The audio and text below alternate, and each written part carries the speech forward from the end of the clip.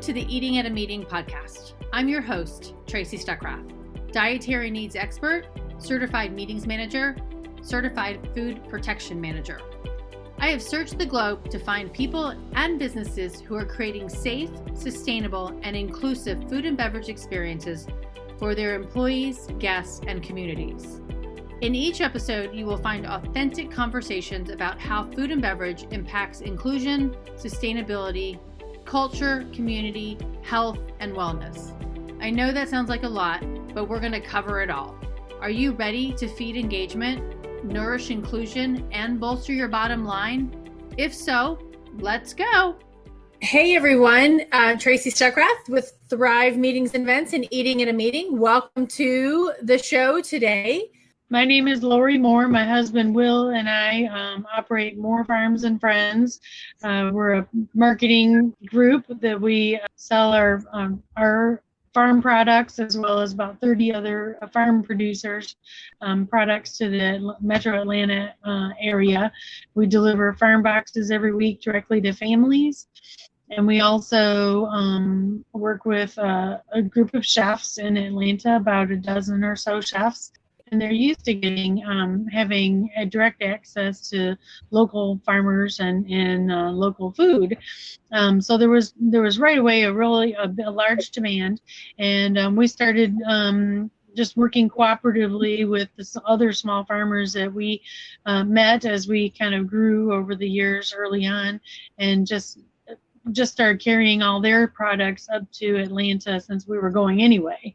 So it saved a lot of us transportation costs. A lot of our small farmers are not great marketers themselves. So since we were already calling on chefs and walking into restaurant kitchens every week, it made sense for us to buddy up and help create more sales opportunities for other small farmers as they were getting started.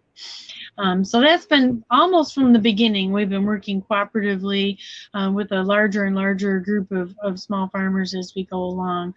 We've lost some over the years, but again, we represent a group of farmers who grow all kinds of produce. We dairy producers, meat producers, a wide range of local products. So pretty much everything is either certified organic or organically produced. And most of the folks we work with, we know. If we don't know them directly, if we're working with them even through another person, they do have to be certified organic if we don't know them personally.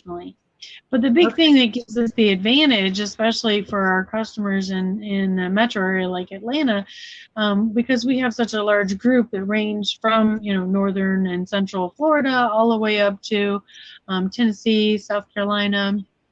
I think we even have one person in North Carolina. It gives us a wide range of growing time periods during the year. So we'll get the earliest crops from Florida starting up in March. Sometimes we'll have February. Usually by Valentine's Day we have strawberries from Florida, and then right on up through the USDA growing zones up to Tennessee and those northern states. So we really are able to expand our offerings. Instead of having a month or 6 weeks of tomatoes, we might have 3 months of good field grown tomatoes working with everybody. And so that's an advantage for us, for our group, because it makes us a stronger marketing organization, but it makes us a more reliable food source for our customers and members also. They know that they're going to be able to get a larger variety and quantity of produce year round. We don't usually take a break, and unless some years if the holidays the first of the year kind of land on our delivery days, usually we deliver year round almost every week. Every once in a while we'll take a little break just because we're wore out. We need one, but overall we are on the road and getting good food to our members. So, and let's explain to people about membership. So a lot of people don't know what a CSA program, which is community supported agriculture, right? Yep. So CSAs originally came to the United States from Japan, was the country that they're generally recognized they came from. Yeah, in the 70s, where there were farms that would sell directly to, we call them our eaters, people who eat our food, consume our food. We don't like the word consumers, we say eaters. And so back in the 70s, the original concept came over from Japan, really on the West Coast and the Northeast in the 70s and 80s. It was really popular and gaining in popularity. Here in the South, where, took us a little bit longer to catch on. And so CSA programs traditionally are based on one farmer's output, and a group of people, anywhere from 10 people to 100 people will buy in on one farmer's share crop for the season. And again, because we're here in the South, we have a longer growing period of time. That doesn't limit us to a 10 or 15 week harvest. We're pretty much harvesting nearly year round, most of our farms here. So even if you were just only working with one farmer, you're still going to get a pretty good return on your money. So a traditional program, people might pay a set fee like $500, and then every week they'll get a box of food depending on what that farm is producing. Okay. So programs like ours are called modified CSAs, referred to as modified CSAs, because we've just expanded on that concept. Because we have a group of farmers all working together, it does really help ensure more of a security for our local food system. For instance, if one farmer is hit by a flood locally, or if one farmer is hit by some a bad insect problem or something like that, we're still going to have tomatoes from 5 or 6 other farms. So it's not like, too bad, so sad, no tomatoes this year, if you're only buying in from one farmer's production. And, farming is a real gamble. All of us who do it are brave souls, because you just never know. No 2 years really, or truthfully, no 2 years are the same. We're always confronted with weather issues, or insect pressure, or, there's just always something thrown into the mix, and we just have to hit those curveballs as well as we can. But the group of farmers working together really helps to ensure the strength of our program and our customers. So, but we do, again, we call our members eaters, or on our online market, on our website, we call it an online market. It is a membership-based program. So that makes us like a private club. You have to be a member. We're not a retail. We don't say that we're retailers. We have you have to purchase an annual membership. It's $36, which equals $3 a month. And basically that covers our packaging costs, most of our packaging costs. Yeah. So once you become a member, then you get on our email list, and we send out our farmers forecast each week with what we expect to have in our boxes. And we have small, medium, and large size boxes. Minimum order is $20. And but some folks will get $100 or $150 easily a week. So they're, really relying us to feed get most of their produce from us and food from us. So that's really cool. But once you're a member, then you're on the list, and you can log in and place your order whenever you want to. With our online market, you don't have to get a farm box every week. You order just when you want to get a box. We also have flexible custom ordering options. So for an additional small fee, you kind of get, if you want to make sure that you get 10 orders of strawberries and a package of pork chops, and that's all you want, as long as it's a $20 minimum, you'll get first dibs on the strawberries. It puts you at the front of the line. I always loved that, because when I did live in Atlanta, and I guess we met first through Field of Greens, right? I think. Oh, that's right. Yep. I think so. Long time ago. And yeah. But then I started ordering from you, and I would do the small box, and then I would always add, because I wanted my pecans, and yep. Or I wanted something else, more blueberries or something else. I loved that, being able to add onto it, versus some of the CSAs, you don't know what you're getting, which is a fun thing too. Because my friend Mary Vargas in Virginia, she and her boys love getting their surprise in them every week. So yeah.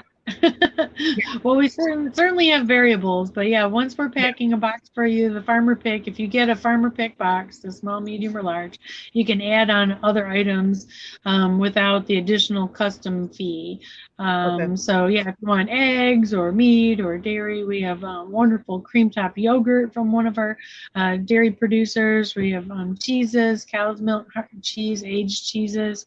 So we have a lot, and then we do have more and more jams and pickled things, we call it, from one of our local folks in Atlanta. He takes all of our leftover produce, fruits and vegetables, and does amazing things with them. So one of our favorites this year is every year we have a seasonal mixed fruit jam. It's called Diversity Jam, and the title on the card says Diversity Jam. We're all in this together. Nice. And it's cool. Every year it's different. So it could be apples, plums, pears, blueberries. It just depends on what we had left over, and he throws it all in there, and it makes a delicious fruit jam spread, and it's something fun. So that's very cool. All right. So one word you used in there says it was something about throwing you for a loop for the season. So COVID. Yeah.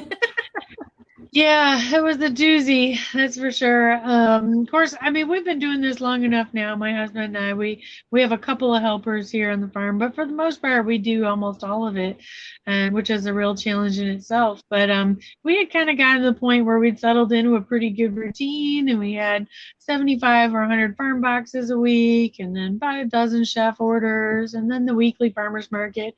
Plenty to keep us out of trouble. We didn't have to worry about extra time on our hands, that's for sure. Especially because our farm, we have chickens and ducks for eggs and goats for goat meat. So that's a lot.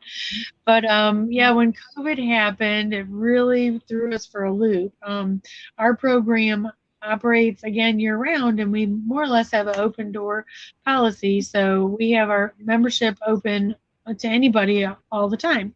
You can become a member, and you don't even have to order a box. If you pay the membership fee, you'll get on our mailing list and see what's going on. And we do have a lot of people who just get our mailing list.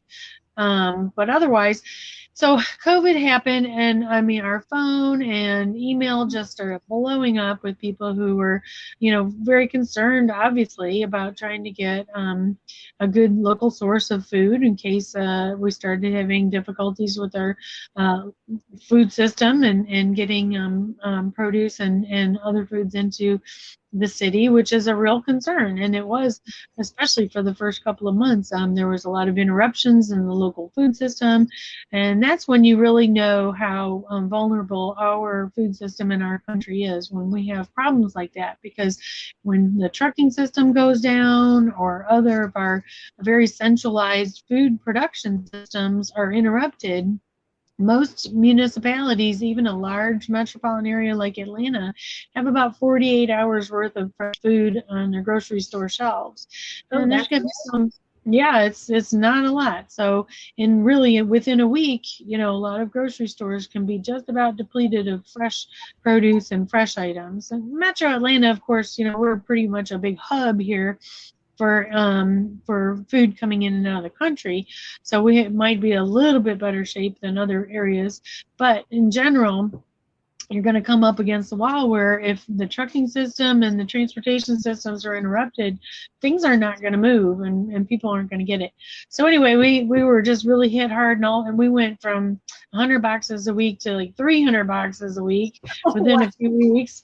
Yeah, and so that was that was fun. We were up till about midnight every night back in the orders, and right away, everybody kept thinking, oh, this is going to be a couple of weeks. Oh, it'll be maybe a month.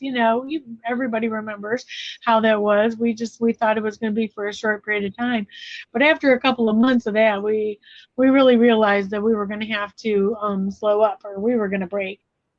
So for the first time ever, we had to close our membership, and anybody who hadn't already signed up, and we're just now getting ready to open up again our membership on our website. So we have a waiting list, and we're going to be contacting those folks first. And of course, any of our existing members, if they have family or friends that were waiting to join up, they'll get preferential treatment as far as the new memberships. But that was a real shock for us. I mean, that's not something we've ever seen before, that kind of a demand ramping up so suddenly and so fast. Fortunately, we had enough production. It came in a really good, as far as that goes, a good time of year. We had plenty of farmers producing food, and we had the infrastructure in place with our group and our little small as it is distribution system, that we were able to even reach out to other farms that normally had their own outlets, and all of a sudden had a lot of extra stuff. So we were able to provide extra opportunities for other farmers that we don't normally even work with. So we realized the resiliency and the expandability of our program, and it was fun. I mean, one thing, Will calls me on the way home sometimes when he's delivering to Atlanta, just to, catch up and do whatever. But he's like, I want to take out my seat in the driver's seat so I can fit more boxes in here because the van is packed. Yeah, but we have one delivery vehicle, a cargo van, and it was packed full. I mean, we got to the point where we had to shift a couple of the deliveries around because we had too many on one day. Now, we didn't have any chef orders at all. Of course, they dropped right off right when it all happened. So we had a little bit more room in the truck because of that. And just now, really, in the last few weeks, our chefs have just started to reorder again. We had a few restaurants that right away started working with Emory University and some of the hospitals in the metro Atlanta area, producing food for employees and their families. So we did have a couple of chefs that continued to order what we had, but honestly, I mean, pretty much everything we had was going into the farm boxes to be delivered directly to families in Atlanta. That's fantastic that, the program was there for them to go ahead and get into. And then I know Steven Satterfield from Miller Union was one of the ones that was working at Emory. Yep. Have you seen a change in the memberships orders and the restaurants? Have they flipped, or are you still getting the 300 orders a week? No, it has slowed down. so we're down to like 200, 175, 200 boxes. But we have a lot of folks who are ordering for their friends and neighbors. So where before they might just get a $20 box and add a dozen eggs, now they're ordering 2 or 3 boxes plus a lot of additional items. So our average order is still about tripled what it was. If our average order before was $30, our average order is $100 now. So people are definitely sourcing more from us than they would have before. And, and I know folks are just really trying to not go out as much. And if they can get one delivery from us and get more and support local farmers, they're really doing that. People are really supporting our local folks, which is wonderful. For us, we live in such a rural area. It was no problem for us to stay, pretty much away from everybody. I have to go into our little local town once a week or even once every 10 days to get food for the goats and the chickens and the ducks and the farm dogs. But other than that, I literally have been to Atlanta twice this year since January. Wow. It's the only time I've been to the city. Yeah, I've stayed on the farm. And part of that was kind of to limit our exposure and being self-employed. If something happened and both of us got sick, we would be in big trouble. We don't have, a big infrastructure here right locally to fall back on. We just have a few folks that we work with. So it limits our exposure to COVID and keeps us healthy. We have implemented a lot of safety measures as far as keeping everything super clean and disinfected, and but keeping ourselves healthy and clean and disinfected is a big part of that, because we're handling all this food and we want to make sure that we're not, inadvertently exposing people when we don't need to. We have a lot of folks who are older and simply are not going out, have not gone out unless they had to go to the doctor or something. We have some people who pay a little extra, get a home delivery. And Okay. we know people who have literally been out of their homes in Atlanta 2 or 3 times, since March. So Wow. people are taking it seriously. A lot of our, people we know are taking it very seriously still, and we're not letting up. We're not through it yet. We're still being very careful, and but making sure that we're doing everything we can to get our farmers' food into our eaters. That's awesome. You said you're allowing other farmers to come into the thing, or you've expanded it, which is great. How are farmers in general doing? And because we've been seeing farmers throwing away produce and retilling it. I mean, Yeah, that's not been us. Of course, our program is primarily comprised of small family farms. I think our largest farm is about 10 acres of production. okay. A lot of us are just operating on just a couple of acres, so we are not the big commodity-based farmers. Those folks were really hit because of the distribution system being down.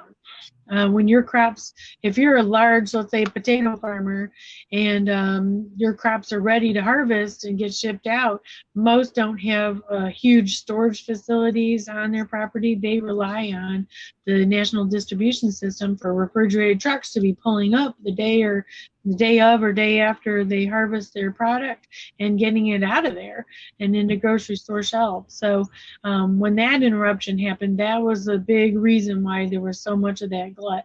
And fortunately, a lot of that has really subsided now that people have kind of adjusted, and our system is adjusted and getting back a little bit on track.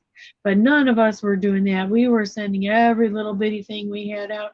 I mean, sometimes we didn't even have things left over for us to eat here on the farm, as far as, some of the good stuff, like the strawberries and that, we'd send out every single strawberry we had except for the mushed ones. So, we didn't have much left over at all. Wow. And how have the goats and the goat meat and the chicken eggs and duck eggs selling? Well, they're always in demand. That's one reason why our own farm production has kind of shifted off of produce. The fruits, we don't do as much fruits and produce as we used to. We do some specialty things still for chefs, but for the most part, our concentration is on chicken and duck egg production. We've got about 150 chickens and a lot more than I was there. Yeah. And there's huge demand still always for those. It never lets up. And our goat meat also, we sell our goat meat directly to just regular folks. We sell cuts just as we do with our farmers who have beef and pork production. The one thing we have run into is that small scale processing, which has always been a real challenge, especially here in the South in our area, got jammed up really fast. Yeah, we've only got a couple of options for small scale meat produce or processing. And everybody who had, say, beef cows in the field were getting calls for people who wanted to fill up their freezers with meat as part of the concern for the food supply. So the processing facilities got booked up so fast. Oh my gosh. Right now, I have to wait about 3 weeks to take my goats in for processing when they're ready. But I've heard from other areas, like down in near Auburn University, where their processing is, they're like 3 months waiting to get their beef processed. Wow. The demand for meat, local meat, has really taken off. It's really, that has been a big factor. We don't really have our own program. We don't have a beef producer right now because those farmers are selling their beef directly themselves as much as they can, and they don't even have enough extra for us to be able to offer it. So we've had pork from Riverview Farms, and then our own goat meat. We had a little bit of beef a couple weeks ago from Pecan Point Farm, one of our farmers, but then chicken and poultry. Those farmers are selling everything they've got directly to their customers at farmers market, so they haven't had any extra for us to be able to offer it. That So it that's really just opened your eyes to how our food system is designed, and how fragmented it can be or fragile it is. Absolutely. And, that's something we've always been concerned about, even after 9/11. It was very conceivable for us. We could see how easily our food system or in this country could be disabled. If somebody really wanted to, because we're so dependent on the trucking industry, to a lesser extent, the railways, but we import a lot of our food too. We import and export a lot of our food, which is kind of crazy. So, we've been working towards as much as we can in the last 2 decades, building up as much of a local food system as possible. So regionally, around the country, and we've seen a tremendous growth. I mean, the last 2 decades since we started, there are just dozens and dozens of small farmers markets in the Atlanta area and in cities or even smaller towns here in the South. It has really grown. So people are becoming more aware. There's more of a demand, but the fact of the matter is, if people don't buy what local farmers produce, then the farms are not going to survive. We've lost farmers over the years because at one point in time, it just didn't make sense for them to keep on producing. They had to close up and go back to maybe having a more traditional job. So that's while we've seen tremendous growth, there's been hiccups along the way too.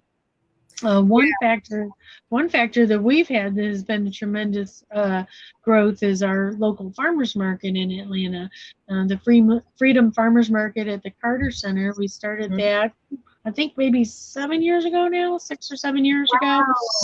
And it's grown slowly because we've tried to keep it food. We don't just have a whole bunch of craft vendors. It is a food farmers market. And our amazing market manager, Holly, really took the bull by the horns when COVID happened. We are a year-round farmers market every Saturday, and we did not skip a week when COVID started. Holly right away expanded the footprint of the farmers market. We doubled the size, the area that we take up in the huge parking lot there at the Carter Center. And the Carter Center was closed, so that made a big difference. We were able to spread out more, so we had quite a bit of distance between all of the different vendor tents. We started a one-way entry and exit, so you can't just mill around. You have to come in through the front, so we can check and make sure that everybody is washing their hands at the hand washing station. And we only let a certain number of people in at a time too, so we don't want it to be overcrowded. But she did a tremendous job and really fought for us to be able to continue to sell at the farmers market as important part of our local food system that we are. And it's been very successful. Our customers have been so happy. We require masks. If people try to enter the market without a mask, unfortunately we have to tell them, sorry, but you can't come in. And even though it's outdoors, it's just something that we feel is very, very important, that people are taking this very seriously, and we want to make sure everybody feels comfortable and safe. And so that's why we've dealt with that. But it's been a wonderful thing that we had the farmers market continuing the whole time. Now, did you do one of the things that was always great about that farmers market too, is that there was always a chef making food. Did Holly stop that during this? Yeah, no customer samples at any of the booths. No food is prepared on site. Okay. After a couple of months, when people started to adjust, we do have now chefs and caterers who are selling prepared foods. So everything is prepared in a kitchen offsite and packaged, and so it's securely wrapped and closed up, and nothing. We don't have food open like that. In fact, like our bakers and a lot of our some of our vendors like that have to have things in packaging and not just out in the open. The farmers also restrict the access to their booths, so people can't just come in and rummage around through the tomatoes.